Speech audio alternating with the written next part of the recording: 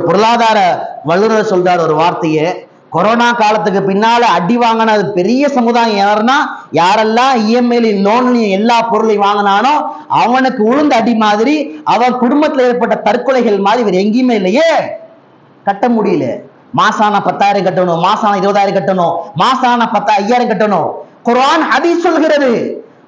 மார்க்கம் என்றும் நமக்கு எதிரான ஒன்றை சொல்லவில்லை. மனித வாழ்விற்கு ஆரோக்கியமான ஒன்றைத்தான் குர்ஆன் சொல்கிறது. எதையுமே நீ வட்டியிலேயே கடனிலேயே வாங்கின அப்படின்னா அது உனக்கு நீ கழுத்தில் மாற்றிய தற்கொலை கயிற்றை போல இந்நேரமும் பின்னாடி பிரச்சனையா இருக்கும். ஒரு சந்தோஷமா தூங்கி எந்திரிக்க முடியாது. அப்ப இதெல்லாம் ஹராம். வட்டியை வைத்து வாங்குகின்ற பொருள் ஹராம். இன்னைக்கு நாம என்ன விளக்கம் சொல்றோம் அப்படின்னா, பரவாயில்லங்க அதெல்லாம் இல்லாம வாழ முடியுமா? இல்லை, அப்படிப்பட்ட வாழ்க்கை இல்லை. நிம்மதியான வாழ்க்கை வேண்டுமா, சந்தோஷமான வாழ்க்கை வேண்டுமா, அல்லாஹ் ரசூலுடைய கட்டளை அது புரிந்தாலும்